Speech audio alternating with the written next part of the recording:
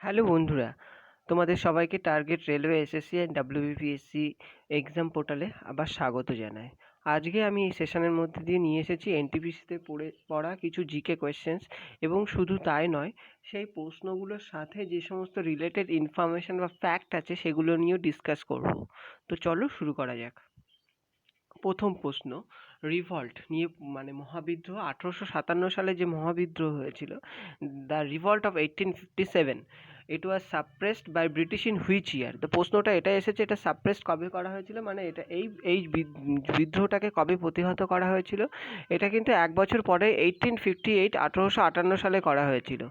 পরবর্তী প্রশ্ন কি এসেছিল? নর্মদা নদীর উপরে সর্দার সরোবর ড্যাম অবস্থিত। শুধু তাই নয়, সর্দার সরোবর ড্যামের সাথে সাথে আর একটা ড্যাম আছে, ইন্দিরা গান্ধী ড্যাম।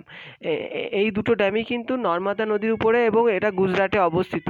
এর পরবর্তী প্রশ্ন হচ্ছে আরটিআই অ্যাক্ট। আরটিআই অ্যাক্ট কি বলছে? আরটিআই অ্যাক্ট কিন্তু 2005, আরটিআই অ্যাক্ট যেটা, এই আরটিআই অ্যাক্ট কিন্তু পাস হয়েছিল 2005 সালে।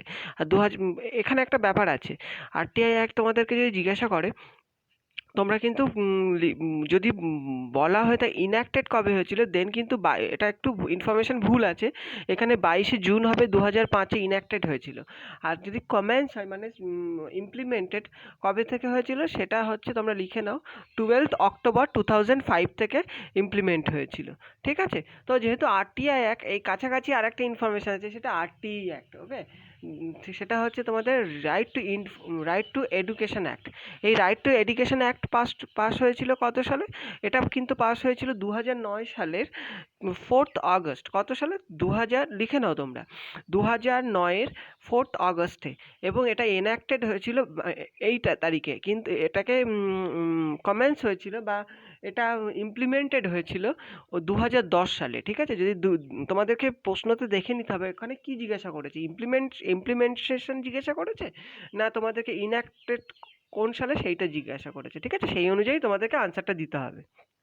পরবর্তী প্রশ্ন, সুকন্যা সমৃদ্ধি যোজনা। ঠিক আছে? সুকন্যা সমৃদ্ধি যোজনা কিন্তু এই যোজনার মধ্যে দিয়ে 7.4% রেটে এই মুহূর্তে রাইট নাও ইন্টারেস্ট দেওয়া হয়ে থাকে। এবং 2015 সালে এই প্রোগ্রাম কিন্তু লঞ্চ হয়েছিল। আর ইন্টারেস্ট রেটটা কিন্তু তোমরা জেনে রাখবে, কারণ এই টাইপের প্রশ্ন এসে যেতে পারে, অলরেডি এসেছে অনেকবার, আবার আসতেও পারে। ঠিক আছে? তো পরের প্রশ্ন, কংগ্রেস বেলেগাম সেশন, এই সেশনটা কবে হয়েছিল? 1924 সালে হয়েছিল। কে গান্ধী প্রিসাইডেড করেছিলেন। এটা ছিল অনলি সেশন যেটা মহাত্মা করমচাঁদ গান্ধী কোনো সেশন, মানে কোনো কংগ্রেস সেশনকে প্রিসাইডেড করেছিলেন। ঠিক আছে? তিনি প্রেসিডেন্ট ছিলেন। আর একই সাথে এই কাছাকাছি একটা ইনফরমেশন তোমাদেরকে অ্যাড করে মনে রাখতে হবে, স্বরাজ, এটা এসেওছে, এবং তাছাড়া আমি এক্সট্রা ফ্যাক্টও আমি দিয়ে দিয়েছি, বাট পরে আমি দেখেছি এসেও গেছিলো, বহুবার এসেছে।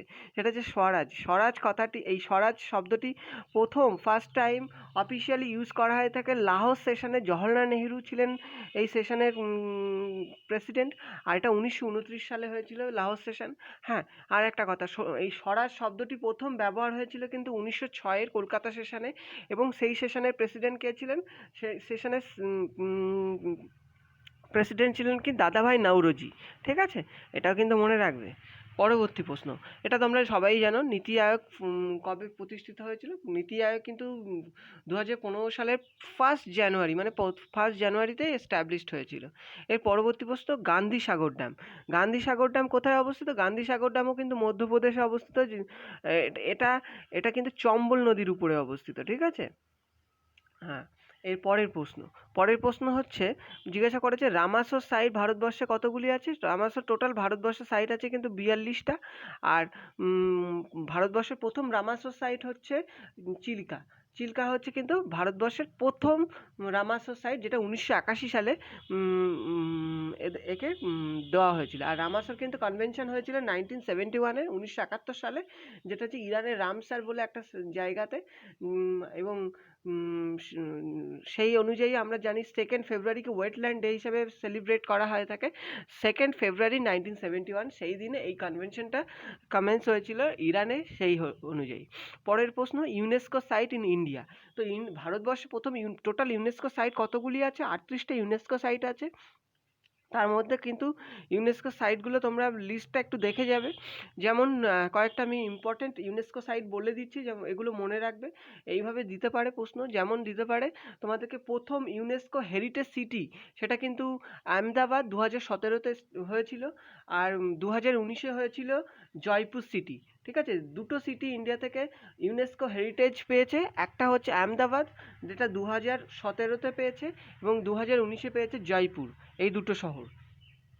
এছাড়া এছাড়া যদি তোমাদেরকে প্রথম ইউনেস্কো সাইট প্রথম থেকে করা যায় 1983, 1983 সালে প্রথম ইউনেস্কো সাইট করা হয়েছিল। সেই সময় অজন্তা, ইলোরা এরা কিন্তু সবাই ইউনেস্কো স্ট্যাটাস পেয়েছিল। এছাড়া কয়েকটা ইম্পর্টেন্ট মনে রাখবে, সেটা হচ্ছে সারনাথ, যেটা 1989 সালে ইউনেস্কো স্ট্যাটাস পেয়েছে। এছাড়া 1986-তে হাম্পি ইউনেস্কো স্ট্যাটাস পেয়েছে। তাছাড়া তোমরা কয়েকটা মনে রাখতে পারো, যেমন আইরাভটেশ্বরা টেম্পল, বৃহদেশ্বরা টেম্পল, এগুলো 2004 সালে ইউনেস্কো স্ট্যাটাস পেয়েছে। ঠিক আছে, তো চলো পরের প্রশ্ন। হ্যাঁ, আরেকটা কথা, ইউনেস্কো টোটাল ভারতবর্ষে তো 38টা সাইট আছে, আর সারা পৃথিবীতে যদি তো আছে তো টোটাল 1121টা সাইট আছে সারা পৃথিবীতে। এর পরবর্তী প্রশ্ন কি আছে? পোখরান টেস্ট। আমরা জানি ভারত দুটো টেস্ট করেছিল, একটা হচ্ছে 1974-এ, একটা হচ্ছে 1998-এ, মানে 1998। তো 1974-এ যে টেস্টটা করেছিল ওটা পোখরান সাইটে, যেটা রাজস্থানে করেছিল। এই যে টেস্টটা করেছিল, এই যে অপারেশনটাকে, এটাকে কি নামে গভর্নমেন্ট অফ ইন্ডিয়া বা আমরা সবাই জেনে থাকি?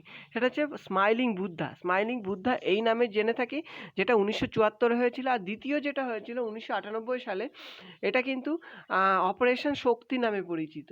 ঠিক আছে, তোমাদেরকে কি প্রশ্ন দিতে পারে মিশন শক্তি, অপারেশন শক্তি, মিশন শক্তি দুটো কিন্তু আলাদা। অপারেশন যদি বলে তোমাদেরকে, তাহলে কিন্তু 1998 পোখরান টেস্টের কেস। আর যদি মিশন শক্তি বলে, এটা কিন্তু 2019-এ অ্যান্টি স্যাটেলাইট টেস্ট হয়েছিল।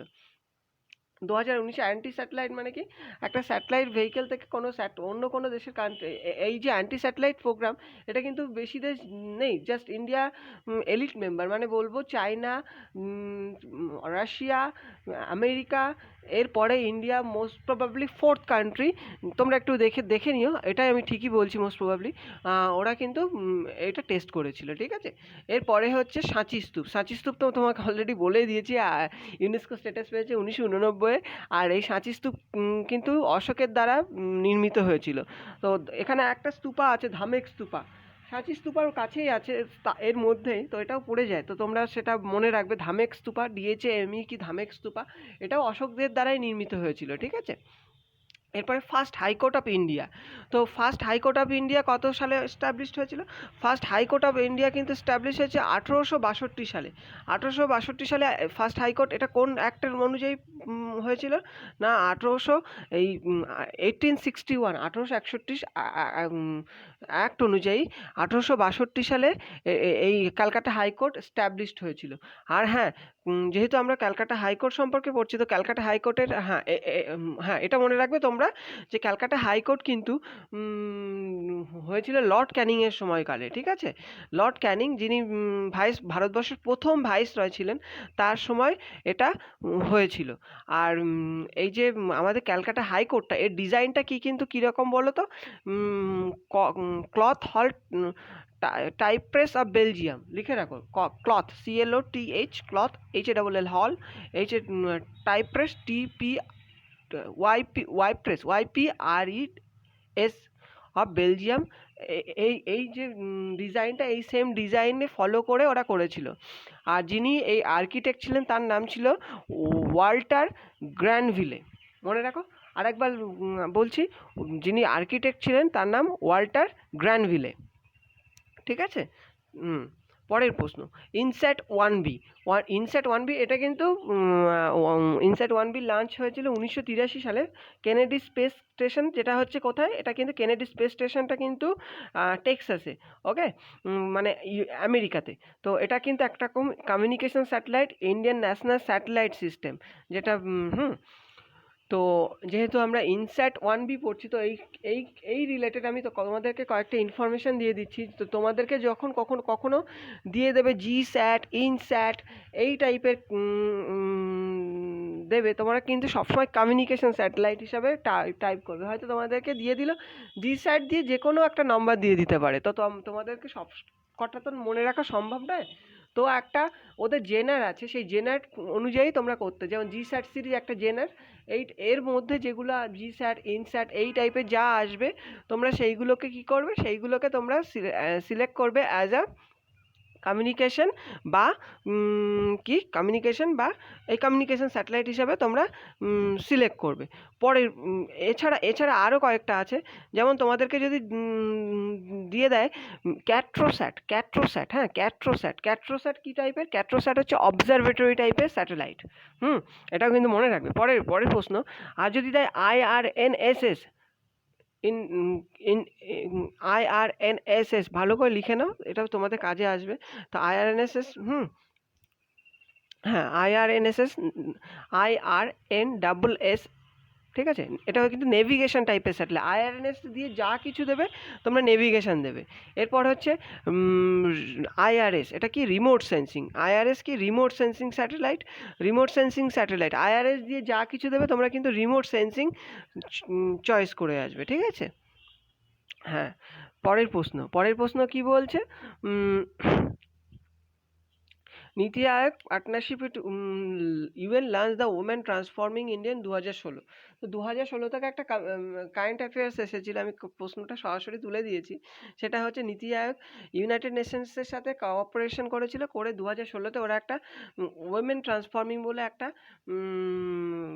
পার্টনারশিপ একটা লঞ্চ করেছিল, ঠিক আছে, এরপরে হচ্ছে ভূষণ সাহানি কি? ওনার যে বইগুলো যা আছে তোমরা দেখে নেবে, তার মধ্যে ভূষণ সাহানি একটা বই পড়েছিল তামাস। তোমাদেরকে পরীক্ষার হলে এরকমভাবে দিয়ে দেবে যে তামাস কার লেখা, কিংবা ভূষণ সাহানির লেখার বই কি, চারটে বইয়ের নাম দিয়ে দেবে। তো তার মধ্যে হয়তো তামাস বইটা থেকে গেলে তুমি বুঝতে পারবে যে হ্যাঁ এটাই। তো পরের প্রশ্ন চলে যায়।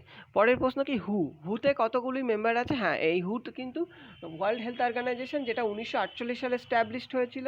রাইট নাও হুতে টেড্রস আধানভ কিন্তু ওখানে ডাইরেক্টর আছেন। আর এটাও মনে রাখবে তোমরা, 7th এপ্রিল প্রতি বছর ওয়ার্ল্ড হেলথ ডে হিসাবে আমরা সেলিব্রেট করি। কেন বলো তো? ওই দিন হু কিন্তু স্ট্যাবলিশড হয়েছিল 1948-এ, সেই জন্য 7th এপ্রিলকে ওয়ার্ল্ড হেলথ ডে হিসাবে সেলিব্রেট করা হয়ে থাকে। পরের একটা প্রশ্ন, সেটা হচ্ছে দুটো ইউনিভার্সিটি একসাথে মনে রাখবে, তাহলে তোমাদের খুব সুবিধা হবে। একটা হচ্ছে আলিগড় ইউনিভার্সিটি, আলিগড় মুসলিম ইউনিভার্সিটি, আর একটা হচ্ছে বেনারস হিন্দু ইউনিভার্সিটি। তো আলিগড় মুসলিম ইউনিভার্সিটি কিন্তু সবার প্রথম হয়েছিল 1875 সালে হয়েছিল, 1875-এ। যিনি এস্টাবলিশ করেছিলেন তিনি হলেন কে? স্যার সৈয়দ আহমেদ খান হলেন এস্টাবলিশ করেছিলেন, সৈয়দ আহমেদ খান আলিগড় ইউনিভার্সিটি। আর বেনারস ইউনিভার্সিটি কবে? 1916-তে মদন মোহন মালভিয়া এবং অ্যানি বেসান্ত ইনি এস্টাবলিশ করেছিলেন। আর ফার্স্ট লোকসভা স্পিকার হচ্ছে GB মাভালাঙ্কার। ফার্স্ট লোকসভা স্পিকার, আমি কেন বলছি হঠাৎ আমি ফার্স্ট লোকসভা স্পিকারের মধ্যে দিলাম কেন? কারণ MM মালভিয়া আর মাভালাঙ্কার কাছাকাছি, তো তোমরা এই রিলেটেড দুটো ইনফরমেশনই নিয়ে রাখো। হ্যাঁ, আশা করি তোমাদের ইনফরমেশনটা ভালো লাগলো। পরের প্রশ্ন, ইন্ডিয়া আফটার গান্ধী এই বইটির, এই পুস্তকটির রচয়িতাকে? রামচন্দ্রন গুহা কিন্তু লিখেছিলেন ইন্ডিয়া আফটার গান্ধী। হ্যাঁ, এটা পরের প্রশ্ন কি? জাব হাডসন, ইনি কিন্তু ব্লুটুথ আবিষ্কার করেছিলেন। হ্যাঁ, ব্লুটুথ আবিষ্কার করেছিলেন কি? এই প্রশ্নটা বহুবার এসেছে, এর আগেও এসেছিল রেলের পরীক্ষাতে, এবার আবার এসেছে। তিনি হলেন জাব হাডসন। ইনি কোনো নর্ডিক কান্ট্রি, মোস্ট প্রবাবলি উনি নরওয়ে কিংবা সুইডেন থেকে বিলং করেন। একটু তোমরা দেখে নেবে, আমার এই মুহূর্তে মনে পড়ছে না, সেই জন্য আমি বলছি। পরের প্রশ্নটা, কতগুলো ওয়ার্কশিট থাকে? MS এক্সেল 2010-এ পড়েছিল, তো 3টে ওয়ার্কশিট থাকে। অ্যানি জাইদি 9 ডটস অ্যাওয়ার্ড পেয়েছিলেন, এটাও মনে রাখবে। তো ভারতবর্ষে আমরা তো অনেক অ্যামেন্ডমেন্ট সম্পর্কে জানি, তো অনেক ইম্পর্টেন্ট অ্যামেন্ডমেন্ট, আমি অ্যামেন্ডমেন্ট নিয়েও পরে একদিন ডিসকাস করবো, কয়েকটা ইম্পর্টেন্ট অ্যামেন্ডমেন্ট যেগুলো পরীক্ষায় পড়ে এবং ইম্পর্টেন্ট, কিন্তু তার মধ্যে যেগুলো পড়েছে সেগুলো তোমাদের ডিসকাস করছি। ফার্স্ট অ্যামেন্ডমেন্ট যেটা হচ্ছে খুব ইম্পর্টেন্ট, এটাও মনে রাখবে কোন সালে ফার্স্ট অ্যামেন্ডমেন্ট হয়েছিল। আর অ্যামেন্ডমেন্ট কিন্তু তোমরা সবাই জানো যে আর্টিকেল 368-এর মাধ্যমে ভারতবর্ষে অ্যামেন্ডমেন্ট করা যায়। আর অ্যামেন্ডমেন্ট যে করা যেতে পারে এই জিনিসটা কিন্তু সাউথ আফ্রিকা থেকে কনস্টিটিউশনে অ্যাডপ্ট করা হয়েছিল, ঠিক আছে। তো ফার্স্ট অ্যামেন্ডমেন্ট যেটা হয়েছিল সেটা কি, সেটা হচ্ছে ট্রেডিং, কোনো ভারতবর্ষে কোনো রাজ্যের স্টেট তারা যে ট্রেডিংয়ের ব্যাপারে কোনো ব্যাকওয়ার্ড ক্লাস দের ব্যাপারে এবং স্টেট কী কী অ্যাফার্মেটিভ স্টেপ নিচ্ছে এই সমস্ত ব্যাপারগুলোকে নিয়ে, সেই সমস্ত ব্যাপার নিয়ে যে অ্যামেন্ডমেন্টটা হয়েছিল সেটা হচ্ছে ফার্স্ট অ্যামেন্ডমেন্ট। ফার্স্ট অ্যামেন্ডমেন্টটা অবশ্যই ইম্পর্টেন্ট, কারণ পড়তে পারে, যেমন লাস্ট অ্যামেন্ডমেন্ট পড়ছে, লাস্ট কয়েকটা অ্যামেন্ডমেন্ট যেমন ইম্পর্টেন্ট। আমি তোমাদেরকে বলে রাখি 104তম অ্যামেন্ডমেন্ট, সেটা হচ্ছে লিখে নাও 104th অ্যামেন্ডমেন্ট, সেটা হচ্ছে SC/STদেরকে লোকসভাতে ওদের সিট নেক্সট 10 ইয়ার্সের জন্যে বাড়িয়ে দেওয়া হয়েছে। 103তম অ্যামেন্ডমেন্টে কী বলা হয়েছে, এখানে EWS রিজার্ভেশনের কথা বলা হয়েছে 103 নম্বর অ্যামেন্ডমেন্টে। 102 নম্বর অ্যামেন্ডমেন্টে কী বলা হয়েছে, 102 নম্বর অ্যামেন্ডমেন্টে বলা হয়েছে ব্যাকওয়ার্ড ক্লাস কমিশন। এখানে ব্যাকওয়ার্ড ওবিসিদের সংরক্ষণের ব্যাপারে বলা হয়েছে, ঠিক আছে, ব্যাকওয়ার্ড ক্লাস। আর 101 নম্বর অ্যামেন্ডমেন্ট, এটা তোমরা সবাই জানো, সেটা হচ্ছে GSTর ব্যাপারে বলা হয়েছে, ঠিক আছে। তো পরের প্রশ্ন, ফ্যাট স্টোরিং টিস্যু, কোন টিস্যুকে আমরা ফ্যাট স্টোরিং টিস্যু বলে মনে করি? তোমরা জানো সবাই যে আমরা যে খাওয়া দাওয়া করি, অনেকে জাস্ট ফর এক্সাম্পল, আমি কোনো জাস্ট একটা এক্সাম্পল দিয়ে বলছি যে অনেকে হাঙ্গার স্ট্রাইক করে, বাট দেখবে 15 দিন 20 দিন মানুষ না খেয়েও বা থাকতে পারে। ওটা কিভাবে সম্ভব? ওদের মানুষের কি হয়, আমরা যে খাবারটা খাই তার সাথে কিছু ফ্যাট স্টোর হয়ে থাকে আলাদা, যেটা ব্যাকআপ হিসাবে থাকে। সেই ফ্যাটগুলো মানুষকে যখন মানুষ খুব এমার্জেন্সি সিচুয়েশানে, লাইক হাঙ্গার অর এরকম সিচুয়েশানে, তখন ওইগুলো কাজে আসে, ওইগুলো মানুষকে এনার্জি দিয়ে থাকে। তো এই জিনিসটা যেখানে স্টোর হয়ে থাকে সেটাকে কোন টিস্যু, সেটা হচ্ছে অ্যাডিপোস টিস্যুতে এগুলো স্টোর হয়ে থাকে। পরের প্রশ্ন, ভারতবর্ষে ব্রিটিশ প্রেসিডেন্সি কোথায় স্ট্যাবলিশড হয়েছিল? প্রথম স্ট্যাবলিশড হয়েছিল সুরাটে। এটা কিন্তু মনে রাখবে, ফার্স্ট ব্রিটিশ প্রেসিডেন্সি, মানে ব্রিটিশরা যখন এসেছিল, এসে কোথায় প্রেসিডেন্সি স্ট্যাবলিশ করেছিল? সুরাটে। আর পর্তুগিজরা, যারা কিন্তু ভারতবর্ষে সবার প্রথমে এসেছিল, ভাস্কো দা গামা 1498 সালে জামেরিন, ওনাকে যিনি একজন রাজা ছিলেন, উনি ওনাকে মানে ইনভাইট করেছিলেন, সেই অনুযায়ী এসেছিলেন পর্তুগিজ থেকে। পর্তুগিজরা প্রথম ছিল। আর হ্যাঁ, এই পর্তুগিজরা যেহেতু বলছি, আমি তোমাদেরকে একটা কথা মনে রাখবে, আমাদের যে পটেটো, আলু কিন্তু পর্তুগিজরাই প্রথম ভারতবর্ষে এনেছিল, এই প্রশ্নটা পড়ে থাকে, ঠিক আছে। হ্যাঁ, এরপরে ডাচেদের কোথায় ছিল? এদের কিন্তু মছলিপত্তনম এবং পুলিকট, এই দুটো জায়গাতে ওদের প্রেসিডেন্সি এস্টাবলিশড হয়েছিল। আর আমি তোমাদেরকে পরে এগুলো আরও ডিটেলসে বলবো, লাইক ব্রিটিশরা বা পর্তুগিজ ডাচেদের ইন ডিটেলিং, মানে যেগুলো পরীক্ষায় পড়তে পারে বা আসে বা এসেছে। তো চলো নেক্সট স্লাইডে যাওয়া যাক। নেক্সট স্লাইডে এসেছে পণ্ডিতা রামাবাই। ইনি কিসের সাথে যুক্ত, মানে তোমাদেরকে প্রশ্ন দিয়েছে ইনি কে? পণ্ডিতা রামাবাই, ইনি একজন নামকরা সংস্কৃত স্কলার ছিলেন। তো ইনি হলেন পণ্ডিতা রামাবাই, ঠিক আছে। এরপরে বন্দে ভারত এক্সপ্রেস। বন্দে ভারত এক্সপ্রেস কি? বন্দে ভারত এক্সপ্রেস কিন্তু রেল আর একটা নামে পরিচিত, সেটা হচ্ছে ট্রেন 18। আর বন্দে ভারত এক্সপ্রেসের কিন্তু প্রথম সার্ভিস হয়েছিল দিল্লি টু বারাণসী। কোথা থেকে? দিল্লি টু বারাণসী এদের ফার্স্ট রান করেছিল কত সালে? 2019-এর 15ই ফেব্রুয়ারি। এই দিনটা মনে রাখবে, এই দিনটা দিয়েও কিন্তু প্রশ্নটা এসেছে। আমি প্রশ্নটা সেই জন্য একসাথে কালেক্ট করে রেখে দিয়েছি। প্রথম রান করেছিল Delhi to Varanasi, second run করেছিল দিল্লি টু কাটরা, আর ডেটটা হচ্ছে 15ই ফেব্রুয়ারি 2019। এই ডেটে Delhi to Varanasi first run করেছিল, ঠিক আছে। তো এটা খুব ইম্পর্টেন্ট, অন্যতম ইম্পর্টেন্ট, মানে 2-3 বার এটা রিপিট করেছে প্রশ্নটা, সেই জন্য আমি তোমাদেরকে বলছি। পরের প্রশ্ন কি? শেরস অফ স্যাফরন কে লিখেছেন? শেরস অফ স্যাফরন লিখেছেন সাবা নাকভি। তো ইনি একজন ভালো রিনাউন্ড রাইটার। তো এনার লেখা যত বই আছে সেই বইগুলো কিন্তু সব তোমাদেরকে জানতে হবে। শেরস অফ স্যাফরনও তিনি লিখেছেন। Capital conquest, CAPITAL, capital conquest, এটাও লিখে নাও। ইন গুড ফেথ, এটাও কিন্তু সাবা নাকভির লেখা। তাহলে 3টে বইয়ের নাম কি? একটা হচ্ছে শেডস অফ স্যাফরন, একটা হচ্ছে ক্যাপিটাল কনকোয়েস্ট, আর একটা ইন গুড ফেইথ। এই তিনটে বই, ঠিক আছে। পরের প্রশ্ন, IMF, total IMF right now কত মেম্বার আছে? 190 মেম্বার আছে। তোমরা জানো আইএমএফ কিন্তু 1944 সালে স্ট্যাবলিশড হয়েছিল। আইএমএফ এর হেডকোয়ার্টার আছে নিউ ইয়র্কে। ক্রিস্টালিনা জর্জিয়েভা, ইনি হলেন বুলগেরিয়া থেকে বিলং করেন। ইনি হলেন আইএমএফ এর চেয়ারম্যান ডিরেক্ট এই মুহূর্তে। আর সিইও আছে, CFO, chief financial officer Gita Gopinathan, যিনি আমাদের ইন্ডিয়া থেকে বিলং করেন। এটা একটা ইম্পর্টেন্ট। আর হু থেকে আমি ইন ডিটেলস কিছুক্ষণ আগে তোমাদেরকে বলেছি। আই থিঙ্ক তখন আমি তোমাদেরকে টোটাল মেম্বার বলিনি, তো এবার বলেছি হয়তো। 192 মেম্বার আছে। এরপর ডাব্লিউটিওতে কিন্তু টোটাল 164 মেম্বার আছে। এটা খুব ইম্পর্টেন্ট, 164 মেম্বার। আর ডাব্লিউটিও 1995 সালে স্ট্যাবলিশড হয়েছিল। এর আগে এটাকে কিন্তু গাট নামে পরিচিত ছিল। আর ডাব্লিউটিওতে যেহেতু করছো, তো ওখানে কয়েকটা, এটা কিন্তু জেনিভাতে হয়েছিল মারাকেশ এগ্রিমেন্টের মাধ্যমে। আর ডাব্লিউটিও লাস্ট 11 সামিট হয়েছিল 2017-তে, সেটা কিন্তু বুয়েন্স আয়ার্সে হয়েছিল। হ্যাঁ, এটা মনে রাখবে, বুয়েন্স আয়ার্সে 2017-তে ডাব্লিউটিও সামিট হয়েছিল। আর 12 সামিট যেটা হবে, 12তম সামিট, সেটা হবে কাজাকস্তানে। আর ডাব্লিউটিওর যিনি হেড ছিলেন রবার্ট দ্য অ্যাজভেদো, ইনি রিটায়ার করে গেছেন। এবং একজন প্রথম মহিলা হিসাবে নিযুক্ত হবেন, তিনি হলেন নোগাজি ওকুহাজা ইউয়েলা। হয়তো আমার উচ্চারণ বা কিছু ভুল হতে পারে, তার জন্য আমি ক্ষমা চাইছি। আশা করি তোমরা একটু দেখে নেবে। তবুও আমি আরেকবার বলার চেষ্টা করছি, যতটা আমার মনে পড়ছে বা আমি যতটা আমি স্পেলিংটা সঠিক বলার চেষ্টা করছি। নোগাজি, NGOZI,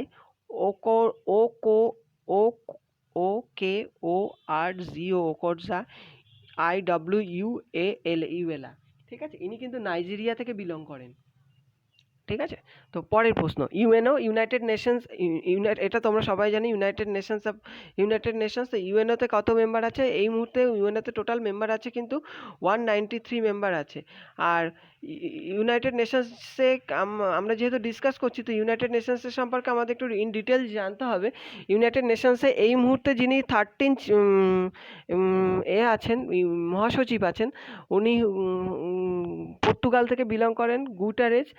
আর প্রথম যিনি ছিলেন ট্রিগভে লাই, উনি নরওয়ে থেকে বিলং করতেন। আর এনার এই যে এখন যিনি আছেন, এর আগে ছিলেন বান কি মুন, ইনি হচ্ছেন কোরিয়া থেকে বিলং করতেন। তার আগে কফি আন্নান ছিলেন। কফি আন্নান কিন্তু অনেকে বলে যে কফি আন্নান কিন্তু এই প্রশ্নটা পড়ে যে প্রথম আফ্রিকান যিনি ইউএনওতে মহাসচিব ছিলেন কে? কফি আন্নান কিন্তু প্রথম নন। তার আগে একজন ছিলেন বুট্টোস বলে একজন, যিনি লিবিয়া থেকে বিলং করেন। আলজেরিয়া থেকে, মোস্ট প্রবাবলি লিবিয়া আর আলজেরিয়া থেকে এক্স্যাক্টলি। তো উনি হচ্ছেন প্রথম আফ্রিকান ছিলেন।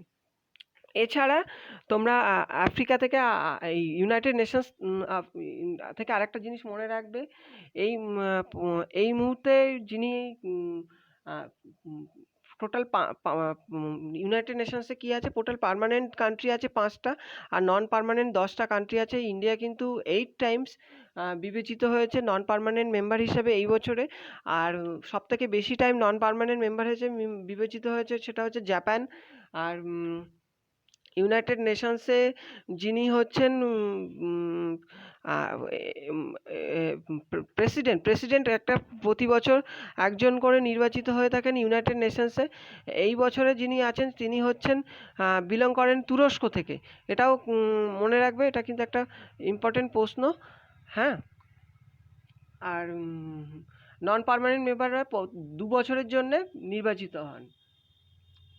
খিলাফত মুভমেন্ট, হ্যাঁ, ইউএন সম্পর্কে তোমাদেরকে যখন বলেছি, আর একটা কয়েকটা ইনফরমেশান যেগুলো এসেছিলো সেগুলো তোমাদেরকে আমি করিয়ে দিতে চাই। তোমরা পেন পেপারে লিখে নাও। সেটা হচ্ছে ইউনাইটেড নেশনসের যে চার্টার, সেই চার্টারটা কিন্তু পাস হয়েছিল সান ফ্রান্সিসকোতে পাস হয়েছিল। এবং ইউনাইটেড নেশনসের যে চার্টারটা তিনি পাস করিয়েছিলেন সেটা হচ্ছে Franklin D Roosevelt, American president, তিনি কিন্তু এটা করিয়েছিলেন। আর চার্টারটা পাস হয়েছিল 1943 সালে প্রথম। আর এটা ড্রাফট করা হয়েছিল তার কয়েক বছর পরে। ড্রাফটটা করা হয়েছিল 1901, সরি আমি একটু বলা ভুল হয়ে গেছে। এটা ড্রাফট করা হয়েছিল 1941 সালে, আর চার্টারটা পাস করা হয়েছিল 1945-এ 26শে জুন তারিখে সান ফ্রান্সিসকো ইউএসএতে করা হয়েছিল। এই চার্টারে কিন্তু 111টা আর্টিকেল ছিল, 19টা চ্যাপ্টার ছিল। এটাও মনে রাখবে কতগুলো আর্টিকেল ছিল, 111টা আর্টিকেল ছিল আর 19টা চ্যাপ্টার্স ছিল। হ্যাঁ, পরের প্রশ্ন, খিলাফত মুভমেন্ট। খিলাফত মুভমেন্ট কোথায় হয়েছিল? খিলাফত মুভমেন্ট ইন্ডিয়াতে হয়েছিল, যেটা 1919 থেকে 1922 পর্যন্ত হয়েছিল। আলী ব্রাদার্সের নেতৃত্বে, শওকাত আলী আর মোহাম্মদ আলীর নেতৃত্বে হয়েছিল। এখানে এটা অ্যাকচুয়ালি হয়েছিল কি, তুর্কি আর ইন্ডিয়ান মুসলিম, অ্যাকচুয়ালি এই সময় তুর্কি এই ওয়ার্ল্ড ওয়ারে মানে তুর্কিদের in support of the Turkish Muslim, Indian মুসলিমরা অর্গানাইজড হয়েছিল। ওরা ব্রিটিশদের কাছে ডিম্যান্ড রেখেছিল যে তুর্কিশ মুসলিমদের হয়ে সাপোর্ট দিতে হবে, এই জন্যে এই খিলাফত মুভমেন্টটা হয়েছিল। পরের প্রশ্ন, বাইল জুস। বাইল জুস কি, এই বাইল জুস কোথায় স্টোর হয়, এই প্রশ্নটাই আসে। তো বাইল জুস হচ্ছে গল ব্ল্যাডারে স্টোর হয়ে থাকে আমাদের। পরের প্রশ্ন, গল ব্ল্যাডার। এর পরের প্রশ্ন, স্টমাক। আমাদের স্টমাকে কিন্তু মানে পাকস্থলিতে কি কি নিঃসৃত হয় সেই নিয়ে একটা প্রশ্ন আসে, সেটা হচ্ছে পেপসিন, রেপসিন অ্যান্ড লিপসিন। তোমরা মনে রাখবে, পেপসিন হচ্ছে প্রোটিন নিঃসৃত করে, রেপসিন হচ্ছে ডাইজেশনে হেল্প করে, প্রোটিন ডাইজেশনে হেল্প করে পেপসিন, রেপসিন হেল্প করে মিল্ক প্রোটিনকে ডাইজেশনে, আর লিপসিন এরা ফ্যাটকে ডাইজেশনে হেল্প করে থাকে, মানে হজম হতে সাহায্য করে। তো কি তিনটে আছে, একটা হচ্ছে পেপসিন যেটা হচ্ছে প্রোটিনকে করে, রেপসিন মিল্ক প্রোটিনকে, লিপসিন হচ্ছে ফ্যাটকে। আর এনজাইম ফ্রম হিউম্যান স্যালিভা, আমাদের মুখে যে স্যালিভা আছে আমরা মুখের থেকে, সেটাতে যে এনজাইমটা আছে তার নাম হচ্ছে অ্যামাইলেজ বা পাইটালিন বলেও বলতে পারে। কারণ ওই পাইটালিনটা কেন নিয়েছি, আরও তো অনেক কিছু ইনফরমেশান আছে, বাট এইটাকে আমি নিলাম এই কারণে, কারণ এইটা এসেছিল এক্সামে, ঠিক আছে। অ্যামাইলেজ না দিয়ে হয়তো পাইটালিন দিয়ে দিলাম, কারণ অ্যামাইলেজের মধ্যে এগুলো পড়ে, ঠিক আছে। এরপরে তোমাদের কি ব্লু ভিট্রিয়াল। তো ব্লু ভিট্রিয়াল সম্পর্কে তোমাদের প্রশ্ন এসেছিল। ব্লু ভিট্রিয়াল মনে রাখবে কপার সালফেট আর 5 টাইমস জল থাকবে, ঠিক আছে। কপার সালফেট CuSO4 আর 5 টাইমস ওয়াটার, ঠিক আছে। এটা হচ্ছে কপার সালফেট। এছাড়া যেহেতু কপার সালফেট এসেছে, তো তোমাদেরকে এই রিলেটেড কয়েকটা আরেকটা আসতে পারে গ্রিন ভিট্রিয়াল, সেটা কিন্তু ফেরাস সালফেট, FeSO4 লিখে নাও, আর 10 টাইমস ওয়াটার, ওকে, 10 টাইমস ওয়াটার। আর এই সম্পর্কে একটা চার্ট তোমাদেরকে দেখাচ্ছি। পরের প্রশ্ন, unit of force Newton. Newton কিন্তু ফোর্সের ইউনিট আছে। এরপরে এসেছিল CSS, এটা কিন্তু একটা ওয়েব ডিজাইনিংয়ের ইউজ করা হয়ে থাকে, দ্যাট ইজ এই ওয়ার্ডটা, দ্যাট ইজ কাস্কেডিং স্টাইল শিটস। তো CSS এর ফুল ফর্ম কি, কাস্কেডিং স্টাইল শিটস। পরের প্রশ্ন, LIFO, last in first out. তো লিফোর ফুল ফর্ম কি, লাস্ট ইন ফার্স্ট আউট। পরের প্রশ্ন, blood donors day. Blood donors day কবে সেলিব্রেট করা হয়ে থাকে? ব্লাড ডোনার্স ডে সেলিব্রেট করা হয়ে থাকে প্রত্যেক বছর 14th জুন। তো 14 জুন ব্লাড ডোনার্স ডে হিসেবে সেলিব্রেট করা হয়ে থাকে। এটা একটা ইম্পর্টেন্ট প্রশ্ন। আর এই সময় এই ক্ষেত্রে তোমরা মনে রাখবে, ব্লাড ডোনার্স ডে যেহেতু, তো ব্লাডের যে শ্রেণীবিভাগ করেছিলেন তিনি কিন্তু কার্ল ল্যান্ডস্টেইনার, ইনি ব্লাডের শ্রেণীবিভাগ করেছিলেন। তো এটা একটা ইম্পর্টেন্ট।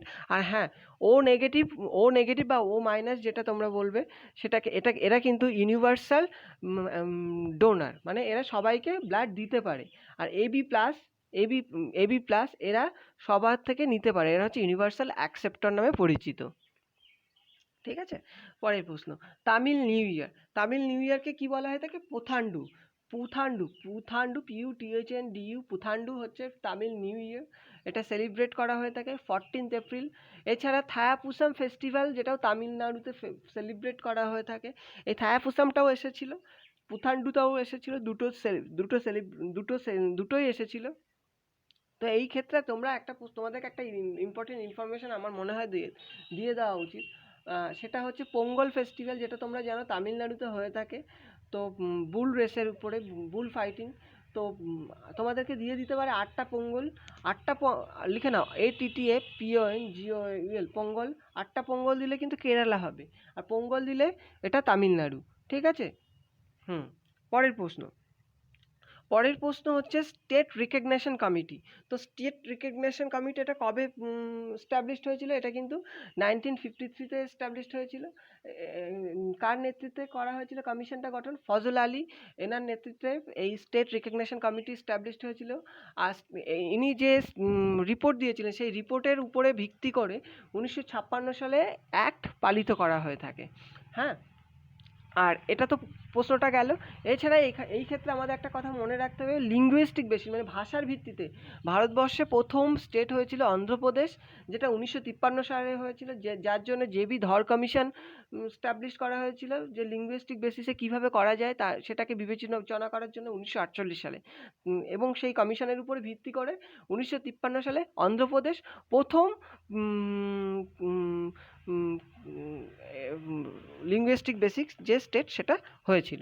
পরের প্রশ্ন কি? লা লিগার কে অ্যাম্বাসাডার হয়েছেন? রোহিত শর্মা কিন্তু লা লিগাতে অ্যাম্বাসাডার হয়েছেন। তাহলে লা লিগার অ্যাম্বাসাডার কে হয়েছেন? রোহিত শর্মা হলেন লা লিগার নতুন অ্যাম্বাসাডার হয়েছে। তো যেহেতু তোমাদের লা লিগা এই ইনফরমেশনগুলো দিয়েছি, তো এই সম্পর্কে কয়েকটা ফুটবলের ইনফরমেশন দরকার জেনে রাখার, যেগুলো এসেছে এবং তোমরা লিখে রাখো। সেটা হচ্ছে 2019 সালের ফিফা ক্লাব ওয়ার্ল্ড কাপ, এটা কে জিতেছিল? লিভারপুল এফসি জিতেছিল। তো লিভারপুল ক্লাব এফসি কি জিতেছে? লিভারপুল এফসি কাপ জিতেছে 2019-এর ফিফা ক্লাব ওয়ার্ল্ড কাপ। আর ইউএফএ লিগ 2019-20 কে জিতেছে? Bayern Munich. UEFA league cricket football যেটা, সেটা হচ্ছে বায়ার্ন মিউনিখ জিতেছে, ঠিক আছে। হ্যাঁ, পরের প্রশ্ন, ইনসুলিন কোথা থেকে সিক্রেট হয়? এটা কিন্তু প্যানক্রিয়াস থেকে সিক্রেট হয় ইনসুলিন, তোমরা সবাই জানো। পরের প্রশ্ন, পুনাসা ড্যাম কোথায় অবস্থিত? এটা হচ্ছে তোমাদের নর্মদা নদীর উপরে অবস্থিত পুনাসা ড্যাম। পরের প্রশ্ন, childhood name of Gautam Buddha. তো গৌতম বুদ্ধের চাইল্ডহুড নেম কিন্তু শাকামুনি ছিল। আর গৌতম বুদ্ধ রিলেটেড যে সমস্ত ইনফরমেশনগুলো মানে প্রয়োজন, সেগুলো তোমরা দেখে নেবে। ওনার জন্ম হয়েছিল 563 BC-তে এবং ওনার মৃত্যু হয়েছিল 483-তে। এগুলো তোমরা বিসিতে এগুলো মনে রাখবে। এরপরে Awadh was called cherry. আওয়াধকে cherry হিসাবে বর্ণিত। এখন যে উত্তরপ্রদেশ ইস্টার্ন প্রভিন্স, এটাকে ব্রিটিশ আমলে আওয়াধ বলে পরিচিত ছিল ওই এরিয়াটা। তো ডালহৌসি ওই জায়গাটাকে কি বলেছিল? চেরি বলে বলেছিলেন, ঠিক আছে। এর ফলে হ্যালিটোসিস কি? হ্যালিটোসিস হচ্ছে এক টাইপের রোগ যেখানে ব্যাড ব্রিদিং মানে মুখ থেকে দুর্গন্ধ যেটা বেরোয়, সেটাকে হ্যালিটোসিস বলে একটা প্রবলেম, যেটা সেই ইস্যুটার জন্য মানুষের হয়ে থাকে। তো এই প্রবলেমটাকে বলে হ্যালিটোসিস। Next slide. হ্যাঁ, নেক্সট স্লাইডে আছে জাভা। এটা এখানে ইনভেন্টরদের নামগুলো আমি তোমাদেরকে এনে দিয়েছি, যেগুলো এসেছে এক্সামে এবং আবার আসতে পারে, ঠিক আছে। কিছু প্রশ্ন আমি এক্সট্রা দিয়েছি, কারণ যে রিলেটেড যে টাইপের এসেছে সেই টাইপের কাছাকাছি আরও এসে যেতে পারে, সেই জন্য আমি কয়েকটা এক্সট্রা পিকও করেছি।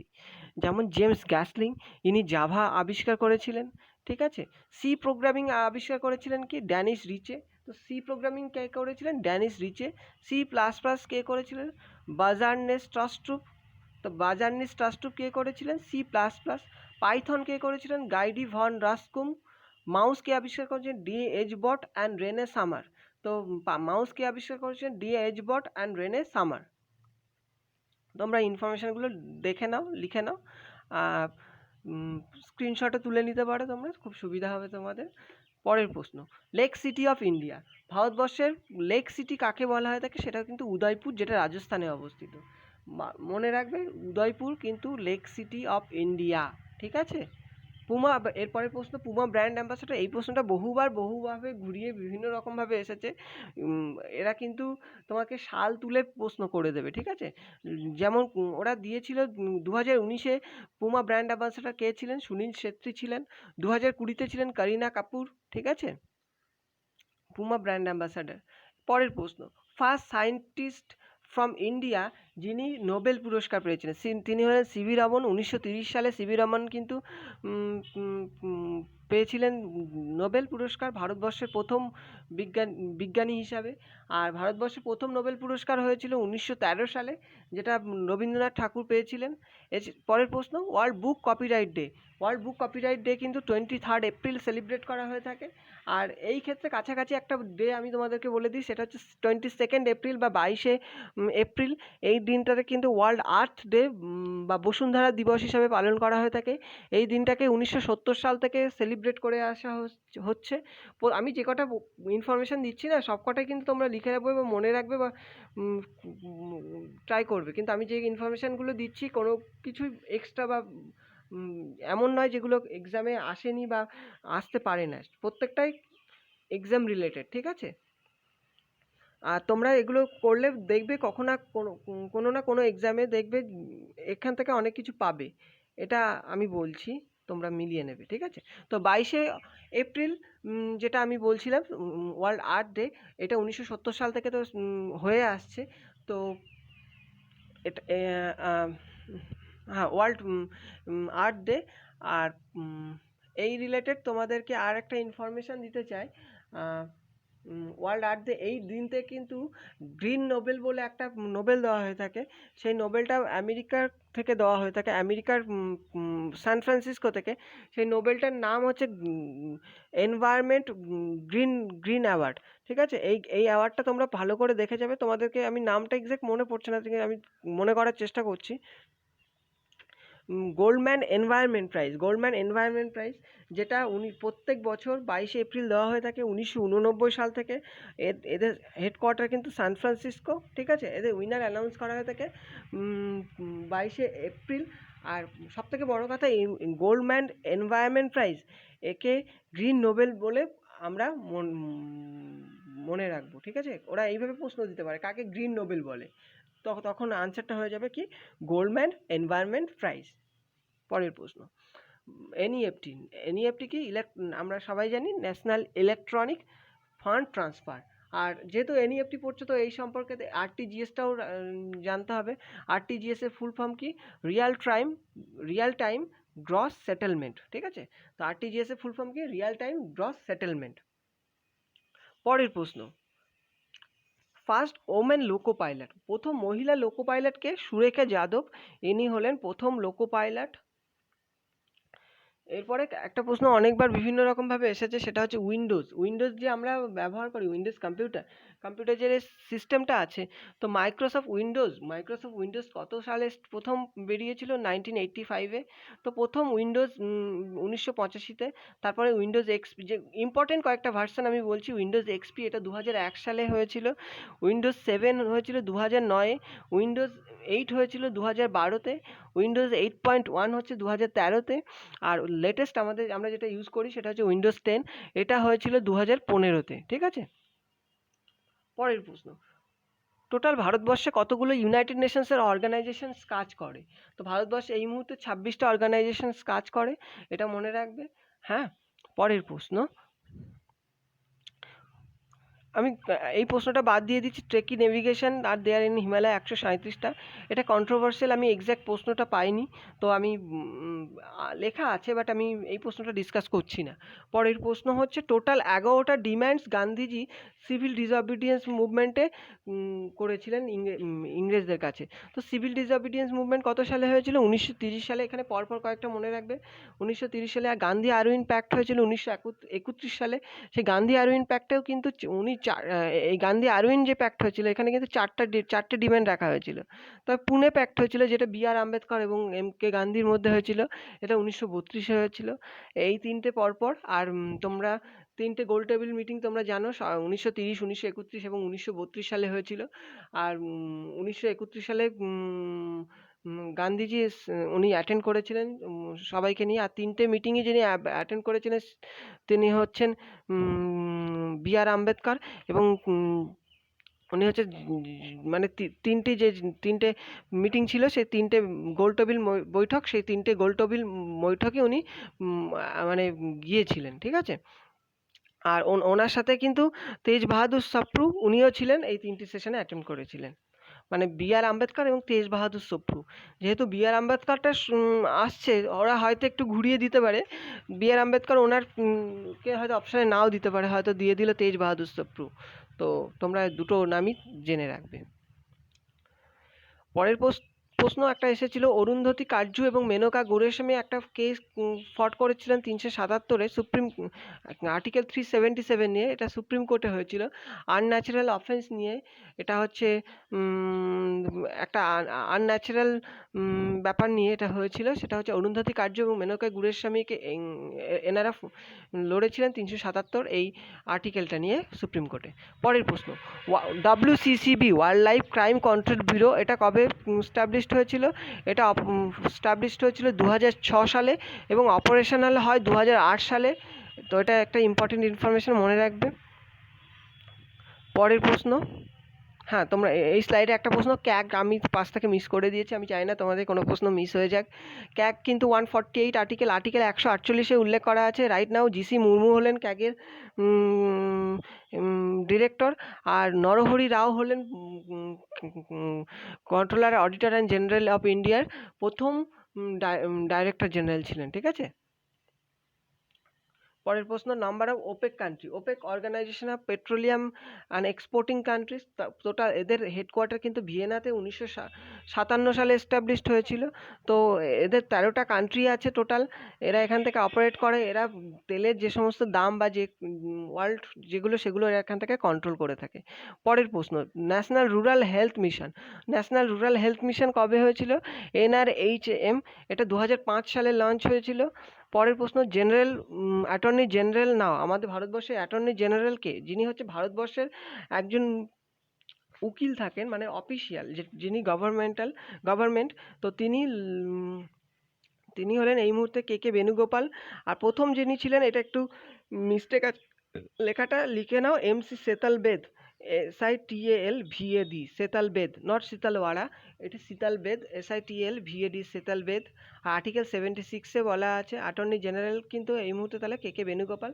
আর একটা প্রশ্ন আসতে পারে, সলিসিটর জেনারেল কে এখন এই মুহূর্তে? সলিসিটর জেনারেল হলেন মুকুল রাস্তোগি। তো সলিসিটর জেনারেল কে? তো উনি হলেন মুকুল রাস্তোগি, ঠিক আছে। পরের প্রশ্ন কি, father of geography. Father of জিওগ্রাফিকে, ফাদার অফ জিওগ্রাফি হলেন ইরোথ্রিহেন্স, ERATO, ইরাতোহিয়েনেস। মনে থাকবে, তোমরা ভালো করে লিখে নাও, ইরাতোহিয়েনেস, ঠিক আছে। এই প্রশ্নটা তোমাদের একটু আগে আমি ডিসকাস করেছি। 4টে ডিমান্ড রেখেছিলেন গান্ধী, আরউইন প্যাক্টে গান্ধীজি 1931-এ, পরে পুনা প্যাক্ট হয়েছিল 1932-এ, আবার পড়ে দিলাম। পরের প্রশ্ন, nuclear plant suppose to be established in Haryana, Gorakhpur হরিয়ানাতে। তো নিউক্লিয়ার পাওয়ার প্ল্যান্ট একটা মানে এটা ফিউচার যেটা প্ল্যান করা হয়েছে হবে, সেটা হচ্ছে গোরখপুর হরিয়ানাতে। পরের প্রশ্ন, SB কৃষ্ণমূর্তি রাও, ইনি হলেন রাজ্যসভার প্রথম x officio chairman. Right now যিনি, যেটা হচ্ছে রাজ্যসভা 1952 সালে এস্টাবলিশড হয়েছিল। তোমরা সবাই জানো রাজ্যসভা কিন্তু 1952-তে এস্টাবলিশড হয়েছিল। আমি তোমাদেরকে এর আগে একটা ভিডিওতে করিয়েছি, সেই ভিডিওটা তোমরা দেখে নেবে, ইম্পর্টেন্ট অর্গানাইজেশন নিয়ে, ওখানে আমি ডিসকাস করেছি এবং ওখানে PPT-তে সব কিছু পেয়ে যাবে তোমরা। তো ওই এখানে SB কৃষ্ণমূর্তি রাও হলেন প্রথম এক্স অফিসিও চেয়ারম্যান। আর রাজ্যসভায় কিন্তু প্রেসিডেন্ট, ভাইস প্রেসিডেন্ট যিনি, তিনি কিন্তু রাজ্যসভায় পরিচালনার দায়িত্বে, কিন্তু তাছাড়া একজন এক্স অফিসিও চেয়ারম্যান থাকেন, তিনি প্রথম ছিলেন তিনি S কৃষ্ণমূর্তি রাও। আর এই মুহূর্তে যিনি আছেন তিনি হলেন BJD ক্যান্ডিডেট, তিনি হলেন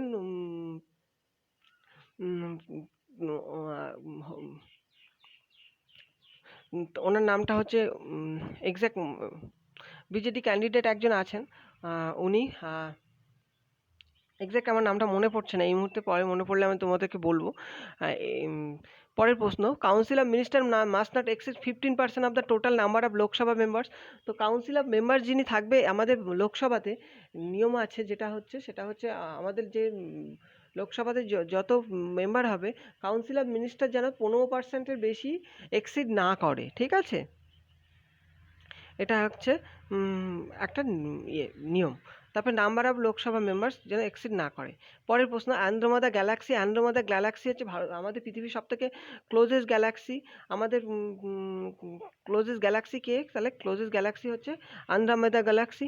আর সেঞ্চুরি, প্রক্সিমা সেঞ্চুরি আমাদের সবথেকে নিয়ার বাই, মানে আমাদের নিয়ারেস্ট, সেটা হচ্ছে প্রক্সিমা সেঞ্চুরি। প্রক্সিমা সেঞ্চুরিকে আমাদের সবথেকে নিয়ারেস্ট স্টার হচ্ছে প্রক্সিমা সেঞ্চুরি। পরের প্রশ্ন, air pressure at sea level. তাহলে অ্যাট নর্মাল বা সি লেভেলে যে এয়ার প্রেশার থাকে সেটা কত? 101.325 পাস্কেল, এটা হচ্ছে এয়ার প্রেশার থাকে।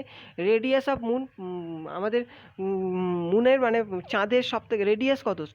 1737 কিলোমিটার হচ্ছে চাঁদের রেডিয়াস আছে। আর চাঁদ কিন্তু পৃথিবী থেকে 3,84,000 কিলোমিটার দূরে অবস্থিত। এটা খুব খুব ইম্পর্টেন্ট, পড়তে পারে, পড়ে গেছে।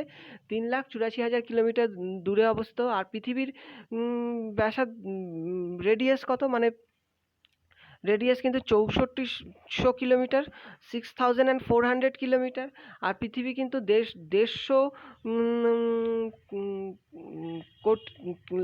150 লাখ কিলোমিটার দূরে, 150 লাখ ক্রোড় দূরে হচ্ছে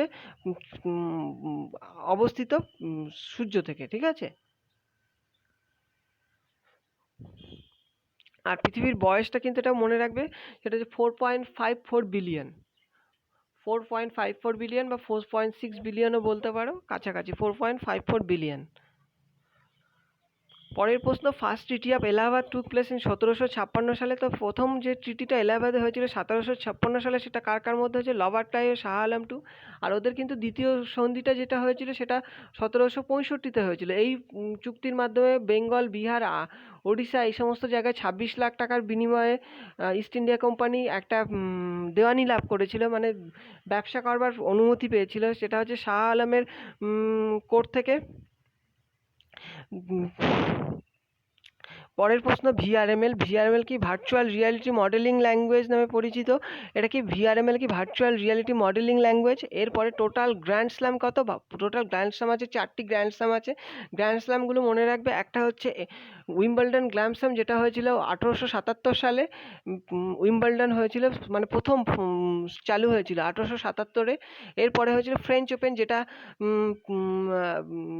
ক্লে কোর্টে খেলা হয়ে থাকে। আর উইম্বলডন কিন্তু গ্রাস কোর্টে খেলা হয়ে থাকে, ঠিক আছে। ক্লে কোর্টে ফ্রেঞ্চ ওপেন, যেটা 1881 সালে হয়েছিল। আর 1891 সালে হার্ট কোর্ট, যেটা হচ্ছে আমেরিকান ওপেন। আর 1905-এ হয়েছিল এটাও হার্ট কোর্ট, এটা হচ্ছে অস্ট্রেলিয়ান ওপেন। 1905 সাল থেকে চালু হয়েছিল। পরের প্রশ্ন কি? পরের প্রশ্ন, who won 2020 women's chess championship. এটা প্রশ্নের উত্তর হলো জু ওয়েনজুং। তাহলে উত্তরটাকে জু ওয়েনজুং। চেঞ্চু ট্রাইব কোথা থেকে বিলং করে? অন্ধ্রপ্রদেশ থেকে বিলং করে। এরা হচ্ছে লার্জেস্ট, সাউথ ইন্ডিয়া থেকে সবথেকে লার্জেস্ট গ্রুপ। এর পরের প্রশ্ন, কোবল। কোবল কি? কোবল হচ্ছে কমন বিজনেস ওরিয়েন্টেড ল্যাঙ্গুয়েজ। এটা কিন্তু সেকেন্ড জেনারেশন ল্যাঙ্গুয়েজ কোবল। এর তাহলে ফুল ফর্ম কি? COBOL common business oriented language.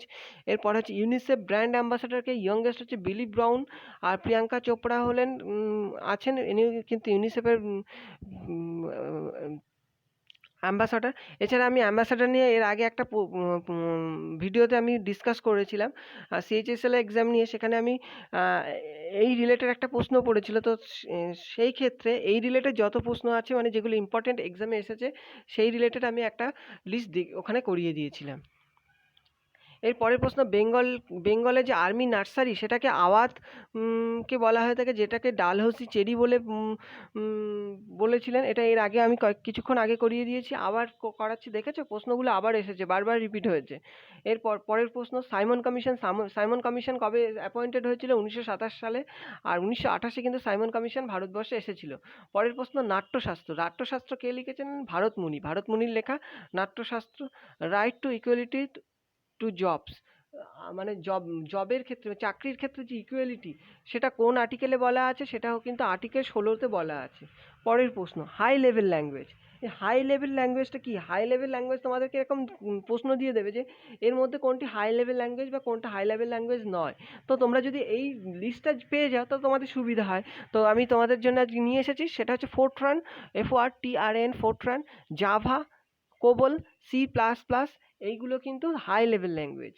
তো তো এই প্রশ্নগুলো ভালো করে যাবে। হাই লেভেল ল্যাঙ্গুয়েজের মধ্যে কী কী আছে? ফোরট্রন আছে, জাভা আছে, কোবল আছে, C++। পরের, রাসবিহারী বোস ইনি কিন্তু প্রেসিডেন্ট ছিলেন কংগ্রেস সুরাট সেশনে 1907 সালে, ঠিক আছে? তো আমি কেন এই সেশনটা বলছি, কারণ এই সেশনে কিন্তু প্রেসিডেন্ট, এই প্রশ্নটা এসেছে, আর এবং আমি হয়তো আমার লেখাটা অসম্পূর্ণ, সেই জন্য আমি তোমাদেরকে ইন ডিটেলস বলছি। রাসবিহারী বোস প্রেসিডেন্ট হয়েছিলেন কংগ্রেস সুরাট সেশনে 1907 সালে, এবং এই সেশনে কিন্তু চরমপন্থী এবং নরমপন্থী, দ্যাট ইজ এক্সট্রিমিস্ট আর এক্সট্রিমিস্টদের সাথে ভাগ হয়ে গেছিল দুটো ভাগে। তো 1907 সালে এই সুরাট সেশনে, এই সেশনে রাসবিহারী বোস প্রেসিডেন্ট ছিলেন। পরে এরা 1916-তে লখনৌ সেশনে ইউনাইটেড হয়েছিল। আর এই যে 1916 লখনৌ সেশনে ইউনাইটেড হয়েছিল, সেই সেশনের প্রেসিডেন্ট কে ছিলেন? অম্বিকা চরণ মজুমদার। তো কে? অম্বিকা চরণ মজুমদার।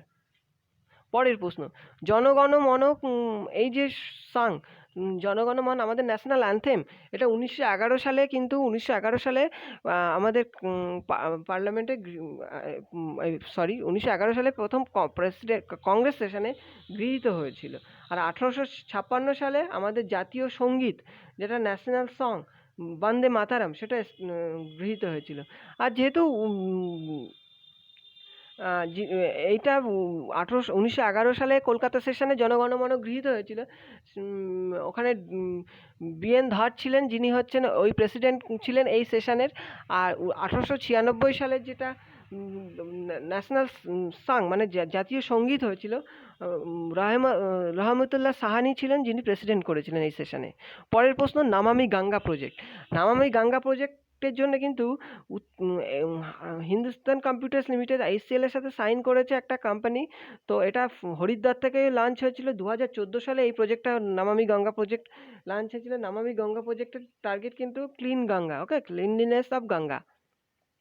পরের প্রশ্ন, লার্জেস্ট লেক আর ফ্রেশ ওয়াটার লার্জেস্ট। তো লার্জেস্ট লেক যদি তোমাদেরকে বলে, ক্যাসপিয়ান লেক কিন্তু পৃথিবীর মধ্যে সবথেকে লার্জেস্ট লেক।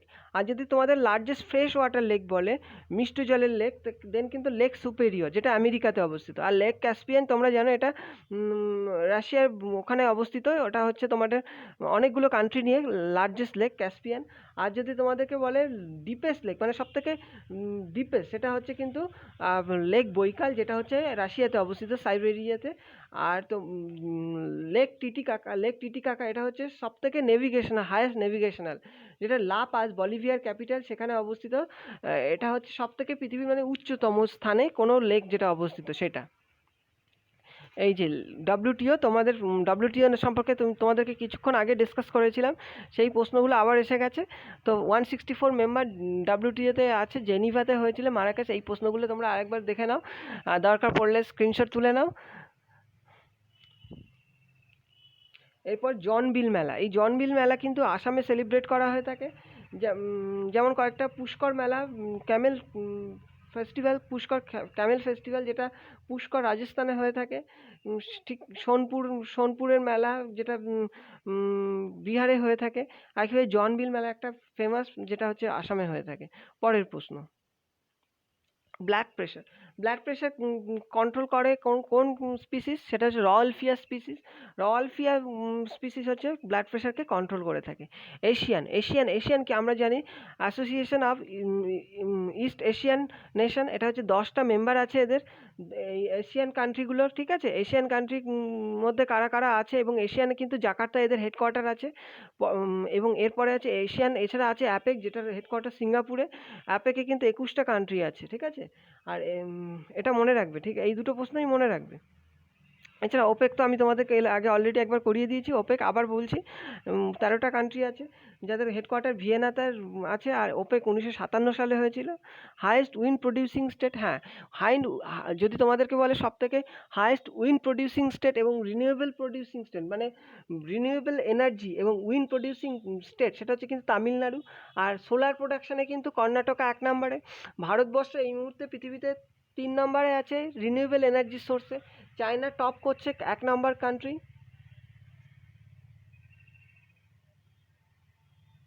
ঠিক আছে? এর পরের প্রশ্ন, আর্টিকেল 46। আর্টিকেল 46 কি এসসি এসটিদের কথা বলেছে, এটা কিন্তু ডিপিএসপির মধ্যে পড়ে যায়।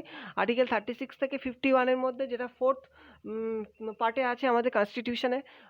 এর পরের question, with non cooperation movement খিলাফত আন্দোলন বন্ধ হয়ে যেত। নন কোঅপারেশন আন্দোলন যেটা কি করেছিলেন, গান্ধীজি লঞ্চ করেছিলেন সেই নন কোঅপারেশন মুভমেন্ট, যেটা 1920 সালে, এর মধ্য দিয়ে খেলাফত আন্দোলন সমাপ্ত ঘটে।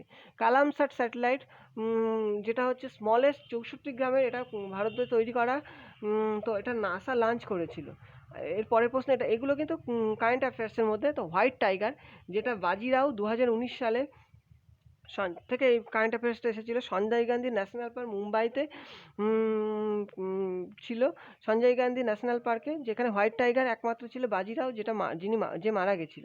এরপরে মুন্সি প্রেমচাঁদ, তো মুন্সি প্রেমচাঁদ কিন্তু একজন রাইটার ছিলেন, ইনি খুব বিখ্যাত লেখক ছিলেন। তো মুন্সি প্রেমচাঁদ কিন্তু আর একটা নামে পরিচিত, উনি হলেন ধানচাঁদ রায় শ্রীবাস্তব, এই নামেও তিনি পরিচিত আছেন। ওনার লেখা একটা বই এখানে এসেছিল, সেবা সদন, কিন্তু শুধু তাই নয়, এই ওনার কে নিয়ে অনেকবার প্রশ্ন এসেছে। তো ওনার লেখা অন্য বইগুলো তোমাদেরকে বলে দিচ্ছি, তোমরা লিখে নাও। কর্মভূমি, কর্মভূমি, গাবন, GABN গাবন, মানস সরোবর, কায়াকল্প, নির্মলা, আর সেবা সদন, যেটা এখন এখানে দেখছো তোমরা। ঠিক আছে, আরেকবার বলছি, কর্মভূমি, গবন, মানস সরোবর, কায়াকল্প, নির্মলা, সেবা সদন। পরের প্রশ্ন, 45th জি সামিট। 45th জি সামিট কোথায় হয়েছিল? 2019-এ ফ্রান্সে হয়েছিল। তো G7 সামিট, G7 কান্ট্রিগুলো তোমরা জানো হয়তো নিশ্চয়। ওখানে কিন্তু রাশিয়াকে দিয়ে ওরা একটা পয়েন্ট করে, আগে ছিল G8, কিন্তু রাশিয়াকে ওরা ক্রিমিয়া ওয়ারের পরে ওরা ওখান থেকে বাদ দিয়ে দিয়েছে, মানে তারপর থেকে G7 হয়ে গেছে। এটা G7 কান্ট্রিগুলো এস্টাবলিশড হয়েছিল 1975-এ, 1975 সালে। সেইখান থেকে চলছে G7 কান্ট্রিজ। ওদের 2019-এর যে সামিটটা হয়েছে ফ্রান্সে হয়েছে। হ্যাঁ, আর এটা হচ্ছে G7-এ কিন্তু 20 যে সামিটটা হবে সেটা কিন্তু আমেরিকাতে হওয়ার কথা ছিল, যেটা কোনো কারণে পসিবল হয়নি। আর 2021-এ কিন্তু G7 সামিট হচ্ছে তোমাদের ইউকেতে, ইংল্যান্ডে হচ্ছে। আর ইন্ডিয়াকে বরিস জনসন ইনভাইট করেছেন, মোদিকে। এটা একটা ইম্পর্টেন্ট পয়েন্ট, ঠিক আছে, G7 সামিটে। ইনফরমেশন কমিউনিকেশন টেকনোলজি অ্যাক্ট, আমি কিন্তু তোমাদের সাভার নাকভির বইগুলো করাচ্ছি না, একবার অলরেডি বলে দিয়েছি, কিন্তু আরেকবার দেখে নাও। Shares of saffron, capital conquest in good faith, এইগুলো হচ্ছে সাভার নাকভির লেখা যত বই আছে সেইগুলো। তারপর information communication technology act, information communication technology act, এটা ICT অ্যাক্ট নামে পরিচিত, 2000 সালে হয়েছিল। এটাও দিয়ে দিতে পারে কোন সালে, তো 2000 সালে। Information and communication technology act 2000 সালে হয়েছিল। ICT অ্যাক্ট, IT অ্যাক্ট বলেও এটা পরিচিত। তো 94টা সেকশন আছে, 13টা চ্যাপ্টার আছে, আর 4টে শিডিউল আছে এখানে। এর পরের প্রশ্ন, তাশখান্ত এগ্রিমেন্ট কিন্তু লাল বাহাদুর শাস্ত্রীর সাথে হয়েছিল। এটা কত সালে? 1966 সালে। তাহলে এটা তাশখান্ত এগ্রিমেন্ট কাদের মধ্যে হয়েছিল? ইন্ডিয়া এবং কাদের মধ্যে হয়েছিল তাশখান্ত এগ্রিমেন্ট হয়েছিল ইন্ডিয়া এবং পাকিস্তানের মধ্যে। এবং এই তাশখান্ত এগ্রিমেন্ট যেটা হয়েছিল, লাল বাহাদুর শাস্ত্রী ছিলেন আমাদের ভারতবর্ষের পক্ষ থেকে, আর আইয়ুব খান ছিলেন পাকিস্তানের পক্ষ থেকে। ঠিক আছে, আর মনে রাখবে এই তাশখান্ত এগ্রিমেন্টের পরে রহস্যময়ভাবে উনি মারা যান, এবং 1966 সালে প্রথম পশ্চিম মুসলিম, মানে মরণোত্তরকালে ভারতরত্ন পেয়েছিলেন লাল বাহাদুর শাস্ত্রী, যিনি প্রথম মরণোত্তর ভারতরত্ন পেয়েছিলেন। ভারতরত্ন নিয়ে আমি তোমাদেরকে পরে ডিসকাস করব, ভারতরত্ন নিয়ে অনেক প্রশ্ন আসে, পরে আমি কোনো একদিন ভালো করে ডিসকাস করব সেটা নিয়ে। আর এরপরে হচ্ছে সিমলা এগ্রিমেন্ট। সিমলা চুক্তি কবে হয়েছিল? 1972 সালে হয়েছিল। কাদের মধ্যে হয়েছিল? ইন্দিরা গান্ধী ছিলেন ভারতবর্ষের পক্ষ থেকে, ভারতের প্রধানমন্ত্রী, আর অন্যদিকে ছিলেন JA ভুট্টো ছিলেন, যিনি পাকিস্তানের পক্ষ থেকে ছিলেন। পরের প্রশ্ন, জেমস প্রিন্সেপ। এই জেমস প্রিন্সেপ কিন্তু অশোকা ইন খারগেসি স্ক্রিপ্ট, আই decipher the written in Brahmi 1837 সালে। 1837 সালে যে 13th এডিক্ট, রক এডিক্টস, মানে 13তম যে রক এডিক্টস যেটা পাওয়া গেছিলো ভুবনেশ্বরের কাছে, সেখান থেকে কিন্তু উড়িষ্যাতে, সেখান থেকে আমরা অশোকের সম্পর্কে জানতে পারি। উনি যে যুদ্ধ করেছিলেন খারবেলা, ওড়িশা একজন কিং ছিলেন তার সাথে, সেটা হচ্ছে কালিঙ্গ ওয়ার 261 খ্রিস্টাব্দে যেটা হয়েছিল, সেই যুদ্ধ সম্পর্কে আমরা জানতে পারি। এবং সেই সেটা ছিল, সেটা খরগোশী স্ক্রিপ্টে লেখা ছিল এবং রিটেন ইন ব্রাহ্মী। ঠিক আছে, এটা মনে রাখবে। পরবর্তী প্রশ্ন, Janasevaka scheme, home delivery of services launch in তামিলনাড়ুতে। জনসেবাকার স্কিম কি বলছে, মানে বাড়িতে বাড়িতে পৌঁছে দেবে কোনো সার্ভিস, যে সমস্ত, সেগুলোকে তামিলনাড়ুর গভর্নমেন্ট লঞ্চ করেছে। এটা এই স্কিমটার নাম কি, জনসেবাকর স্কিম। পরবর্তী প্রশ্ন, প্রধানমন্ত্রী ফসল বীমা যোজনা প্রিমিয়াম রেট, এটা এই মুহূর্তে এই মুহূর্তে আমার কাছে ইনফরমেশনটা নেই, তোমরা দেখে নিতে পারো বা পরে আমি তোমাদেরকে দিয়ে দেবো ইনফরমেশনটা। ঠিক আছে, স্কুইরেল ইজ দ্য, এখানে একটু আপডেট করে না, squirrel is not a national, এখানে হবে squirrel is the state animal of কি, মহারাষ্ট্র স্টেট অ্যানিমেল হচ্ছে স্কুইরেল, বা স্কুইরেল বলা হয়ে থাকে তোমাদের বাংলায় এটাকে এক্সাক্ট স্কুইরেল যেটাকে, সেটাকে হচ্ছে মহারাষ্ট্র। এরপরের হোয়াইট রেভুলেশন তোমরা জানো মিল্ক বা এটার জন্য হয়েছিল কত সালে হোয়াইট রেভুলেশন, এটা হচ্ছে গুজরাটে প্রথম স্টার্ট হয়েছিল, আনন্দে স্টার্ট হয়েছিল। তো এই রেগুলেশনগুলো কিন্তু তোমাদের কয়েকটা ইম্পর্টেন্ট মনে রাখতে হবে, মানে রেগুলেশনগুলো কবে স্টার্ট হয়েছিল, কি হয়েছিল, এই টাইপের, এরকম টাইপের অনেক সময় প্রশ্ন আমি দেখেছি আসতে। তো সেরকম তোমরা সাল দিয়ে, মানে কবে এই রেগুলেশনটা স্টার্ট হয়েছিল এবং কবে শেষ হয়েছিল, এরকম ধরনের দেখে যেতে পারো। তো আমি হোয়াইট রেগুলেশনটা বলছি তোমাদেরকে। হোয়াইট রেগুলেশন হয়েছিল কিন্তু ভাগ্যশ্রী কুরিয়ান ছিলেন হোয়াইট রেগুলেশনের ফাদার বলা হয়ে থাকে। এটা কিন্তু মিল্ক এবং ডেয়ারি প্রোডাকশনের উপরে করা হয়েছিল, 1970 থেকে 96 সাল পর্যন্ত হয়েছিল। তো যেহেতু হোয়াইট রেগুলেশন সম্পর্কে বলছি, তো তোমাদের এই সম্পর্কে কয়েকটা ইম্পর্টেন্ট রেগুলেশন আমি বলতে চাই, যেটা তোমার মানে পরীক্ষায় এসেছে। যেমন তোমাদেরকে অপারেশন, যেহেতু হোয়াইট রেগুলেশন, তো অপারেশন ফ্লাড কি বলে একটা regulation recently government of India থেকে লঞ্চ করেছিল 2019 সালে। অপারেশন ফ্লাডের মাধ্যমে কি, এটা কিন্তু ডেয়ারি ডেভেলপমেন্টের জন্য, ঠিক আছে, এটা হচ্ছে ডেয়ারি ডেভেলপমেন্টের জন্য অপারেশন ফ্লাড করা হয়েছে। আর অপারেশন গ্রিন কিন্তু ফার্মারদের ইনকাম ডাবল করার জন্য 2022 সালকে টার্গেট করা হয়েছে। হ্যাঁ, অপারেশন গ্রিন এটা কিন্তু খুব ইম্পর্টেন্ট। 2019 সালে এটা লঞ্চ করা হয়েছিল। আর ডাবল ফার্মার্স ইনকাম বা 2022 সালে এর মধ্যে কী অনিয়ন, টমেটো, পটাটো, এই সমস্ত গুলোকে টার্গেট করা হয়েছে। আর অশোক দালওয়াই কমিটি হচ্ছে এইটার জন্য নির্মিত করা হয়েছিল, অশোক দালওয়াই কমিটি। ঠিক আছে, পরে মোগল শাসক কে ছিলেন 1857 রিভল্টের সময়। তো 1857 সালের রিভল্টের সময় কিন্তু বাহাদুর শাহ ছিলেন মোগল শাসক। আর হ্যাঁ, লাস্ট মোগল শাসক ছিলেন কিন্তু বাহাদুর শাহ জাফর টু, এটাও লিখে দাও, বাহাদুর শাহ জাফর টু, ইনি ছিলেন লাস্ট মোগল রুলার ভারতবর্ষের ইতিহাসে। পরের প্রশ্ন হচ্ছে, যেহেতু এটা পরের প্রশ্ন হচ্ছে হোয়াইট রেগুলেশন, সেটা করিয়ে দিয়েছি। হ্যাঁ, গড অফ স্মল থিং, এটা কার লেখা, অরুন্ধতী রায় লিখেছেন। ভিজিএ গ্রাফিক্স কার্ড কারা তৈরি করেছিল, IBM। এই ভিজিএ গ্রাফিক্স কার্ডের full form video graphics array. পরের প্রশ্ন, FRBM কি, FRBM হচ্ছে fiscal responsibility and budget management act. এটা হচ্ছে যশবন্ত সিংহা পাস করেছিলেন 2003 সালে। এটা তাহলে FRBM কি, fiscal responsibility and budget management act. It was pass by Yashwant Sinha 2003। Blood হচ্ছে কি টাইপের টিস্যু, ব্লাড হচ্ছে connective tissue. Neeraj Chopra was the flag bearer of Asian games, তাহলে নীরাজ চোপড়া হচ্ছেন flag bearer of Asian games 2018 সালে। 2012তে ফ্ল্যাগ বিয়ারার কে ছিলেন অলিম্পিকে, সুশীল কুমার ছিলেন কি বলছে, ফ্ল্যাগ বিয়ারার ছিলেন 2012তে। আর 2016 অলিম্পিকে কে ছিলেন, অভিনব বিন্দ্রা ছিলেন। পিভি সিন্ধু কি ছিলেন, পিভি সিন্ধু 21st কমনওয়েলথ গেম যেটা গোল্ড কোস্টে হয়েছিল 2018তে, এখানকার যে ফ্ল্যাগ বিয়ারার ছিলেন তিনি কিন্তু পিভি সিন্ধু ছিলেন। এটাও কিন্তু একটা খুব ইম্পর্টেন্ট প্রশ্ন, এই প্রশ্নগুলো তোমরা করে যাবে। হ্যাঁ, আর একটা এই ক্ষেত্রে আর একটা প্রশ্ন তোমাদেরকে জানায়, 2018তে যে উইন্টার অলিম্পিক্স হয়েছিল, সেখানে কিন্তু শিবা কেশভন ইনি ছিলেন ফ্ল্যাগ বিয়ারার ভারতের পক্ষ থেকে। আর ভারতের প্রথম যে মহিলা ফ্ল্যাগ বিয়ারার ছিলেন তিনি ছিলেন সিনি আব্রাহাম উইলসন। লিখে রাখো, সিনি আব্রাহাম উইলসন।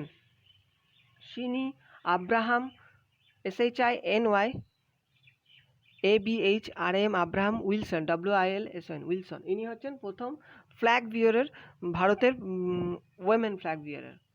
পরের প্রশ্ন, ফার্স্ট মাই মাদার ইজ 66, এটা কে লিখেছেন? মাই মাদার 66, কমলা দেবী, এনার রাইটার। দ্য হোয়াইট টাইগার, এটা কিন্তু অরবিন্দ আদিগা লিখেছেন, 2008 সালে ম্যান বুকার প্রাইজ পেয়েছিল। গড অফ স্মল থিং, এটা অরুন্ধতী রায়, যেটার জন্য উনি ম্যান বুকার প্রাইজ পেয়েছিলেন 1997 সালে। এই দুটো বই, ঠিক আছে, মনে রাখবে। দ্য হোয়াইট টাইগার কার লেখা? অরবিন্দ আদিগা, 2008-এ প্রাইজ পেয়েছিল। আর God of small thing Arundhati Roy 1997 সালে। প্রশ্নটা আবার এসে গেছে। The God of small thing, first time উনি ভারতবর্ষের হয়ে কোনো ম্যান বুকার প্রাইজ পেয়েছিলেন উনি, অরুন্ধতী রায়। পরের প্রশ্ন, কার্বন কতটা থাকে ল্যাকটিক অ্যাসিডে? 6টা কার্বন থাকে ল্যাকটিক অ্যাসিডে। ওয়েলথ অফ দ্য নেশন, এই কথাটি কে লিখেছেন? অ্যাডাম স্মিথ লিখেছেন। অ্যাডাম স্মিথের লেখা গ্রন্থের নাম কি? Wealth of nation. Wealth of nation. তো তোমাদেরকে প্রশ্ন দেবে যে অ্যাডাম স্মিথ লেখা wealth of nation written by hmm? অপশানে দিয়ে দেবে, তার মধ্যে অ্যাডাম স্মিথ তোমরা চয়েস করে নেবে। পরের প্রশ্ন, আনটাচেবল। আনটাচেবল কে লিখেছেন? মূলক রায় আনন্দ লিখেছেন। মূলক রায় আনন্দের আরেকটা লেখা আছে কুলি, এটাও কিন্তু মূলকরাজ আনন্দ লিখেছেন, কুলি। আর তাহলে মূলকরাজ আনন্দের দুটি বই আছে, একটা উনি লিখেছেন আনটাচেবল, আর একটা লিখেছেন কুলি। এই দুটো COOLI, কুলি, ঠিক আছে। এরপরে উইলিয়াম জোন্স কিন্তু 1784 সালে এশিয়াটিক সোসাইটি উনি নির্মাণ করেছিলেন। হ্যাঁ, আর ভগবদ গীতা ট্রান্সলেট করেছিলেন চার্লস উইকেন্স কিন্তু ভগবদ গীতা ট্রান্সলেট করেছিলেন। আর পরের প্রশ্ন হচ্ছে, প্ল্যান্ট গ্রোথ করার জন্য কিন্তু অক্সিনোমিটার ব্যবহার করা হয়ে থাকে প্ল্যান্টের গ্রোথের জন্য। আর তোমাদেরকে এইভাবে প্রশ্ন দিতে পারে যে প্ল্যান্টের যে হরমোন আছে, প্ল্যান্টের, এই প্রশ্নটা বহুবার এসেছে, আবার আসতেও পারে, তো তোমাদেরকে আমার মনে হয় জানিয়ে দেওয়াই ভালো। প্ল্যান্টের কিন্তু 5 রকম হরমোন আছে, এই হরমোনগুলো তোমাদেরকে জানতে হবে। হরমোনগুলোর নাম হচ্ছে, একটা অক্সিন, AUXIN অক্সিন, জিব্রালিন GIBBE, আর LEIN জিব্রালিন, সাইটোকাইনিন, এথিলিন, অ্যাবস্কিসিক অ্যাসিড, ঠিক আছে। এর মধ্যে প্ল্যান্ট গ্রোথের জন্য ব্যবহার করা হয় থাকে অক্সিন হরমোন, আর অ্যাবস্কিসিক অ্যাসিড, যেটা ABSCSA অ্যাবস্কিসিক অ্যাসিড, এটা কিন্তু প্ল্যান্ট গ্রোথকে রিডিউস করার জন্য ব্যবহার করা হয়ে থাকে, ঠিক আছে। পরের প্রশ্ন, মনেরা ফোর্ট কোথায় অবস্থিত? তাঞ্জোরে, তামিলনাড়ু। এটা কারা বিল্ড করেছিল? মারাঠারা বিল্ড করেছিল। তো এটা একটা ইম্পর্টেন্ট। পরের প্রশ্ন, ফার্স্ট কটন কোথায় পাওয়া গেছিল? মেহেরগড় সভ্যতা, ইন্দুস ভ্যালিতে বিভিন্ন সভ্যতা আছে, তার মধ্যে মেহেরগড়ে প্রথম কটন পাওয়া গেছিল। আর রাজ্যের যে সাইট আছে, মানে যে ইন্দুস সিভিলাইজেশনের যে যতগুলো সাইট আছে তার মধ্যে সবথেকে বড় সেটা হচ্ছে রাখিগাড়ি। আর সবথেকে পূর্বে যদি বলে, সবথেকে পূর্বতম সেটা হচ্ছে উত্তরপ্রদেশে অবস্থিত আলমগীরপুর। আর ওয়াটার ম্যানেজমেন্ট, মানে জলের ব্যবস্থা ভালোভাবে ছিল, সেটা হচ্ছে ধোলাবিরা। ক্লে পট, মানে মাটির পাত্র যেখানে পাওয়া গেছে সেটা হচ্ছে লোথালে পাওয়া গেছে। লোথালে কিন্তু বন্দরও ছিল। ধোলাবিরা, লোথাল, এই দুটোই কিন্তু গুজরাটে অবস্থিত, এটা মনে রাখবে। আর মহেঞ্জোদারোতে কিন্তু গ্রেট বাথ পাওয়া গেছিলো, মানে এটা একটা ইম্পর্টেন্ট। গ্র্যানারি পাওয়া গেছিলো, শস্যাগার, এগুলো কিন্তু মহেঞ্জোদারোতে পাওয়া গেছিলো।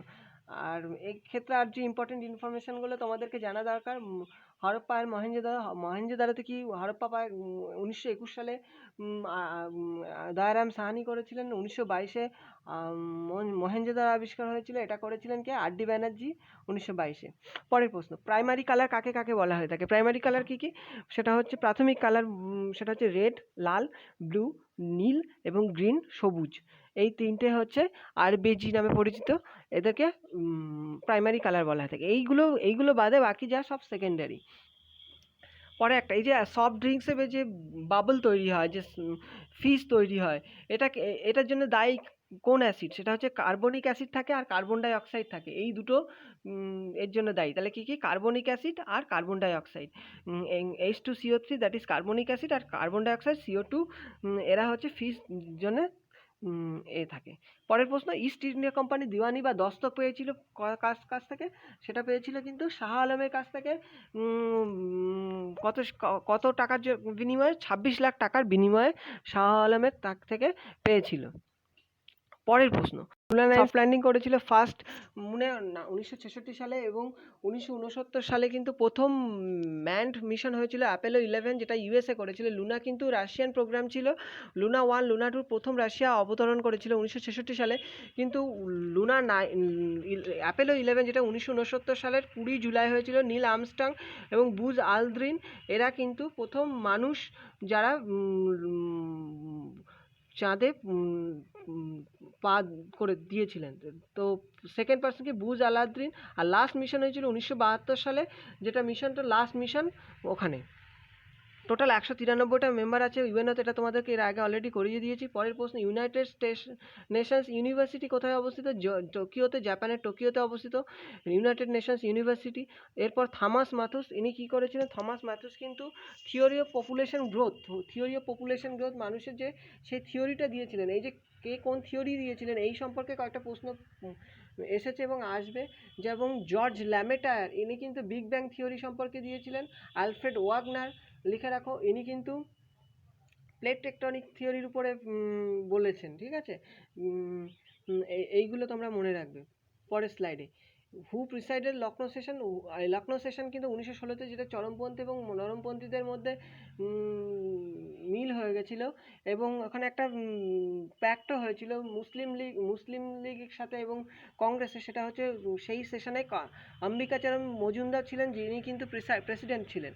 ক্রুড অয়েল এক্সপোর্ট, পরের প্রশ্ন, ক্রুড অয়েল এক্সপোর্ট র্যাঙ্ক কি? সৌদি আরবিয়া 1 নম্বর র্যাঙ্ক করেছে, 2য় র্যাঙ্ক করেছে রাশিয়া, 3য় র্যাঙ্ক কিন্তু ইরাক। ক্রুড অয়েল এক্সপোর্টে প্রোডাকশানে কি? প্রোডাকশান হচ্ছে ইউএসএ 1 নম্বর, সাউথ আফ্রিকা 2য় সৌদি আরবিয়া, 3rd হচ্ছে রাশিয়া।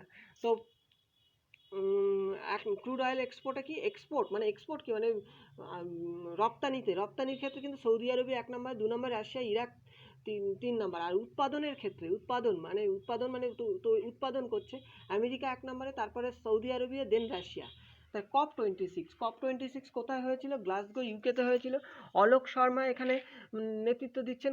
আমাদের ভারত থেকে কপের যে টার্গেট আছে কিন্তু সেটা হচ্ছে COP30 2030-তে। ঠিক আছে, COP21 কোথায় হয়েছিল?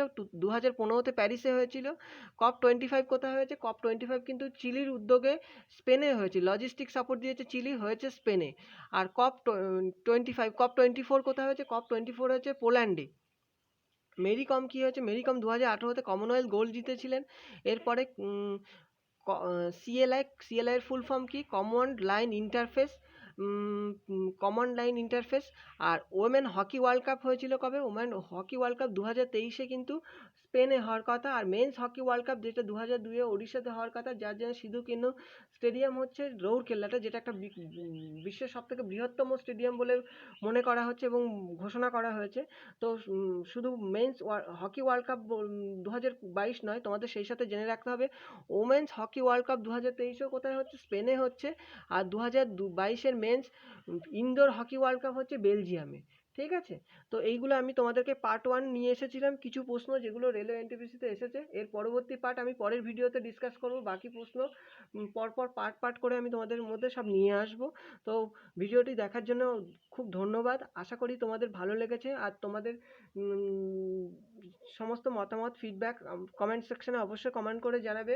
সেই মতো পরের ভিডিও আমি তোমাদেরকে সেই রকম দেওয়ার চেষ্টা করব। ধন্যবাদ, এবং ভালো লাগলে আমার ভিডিও সাবস্ক্রাইব এবং লাইক দেবে। Thank you so much.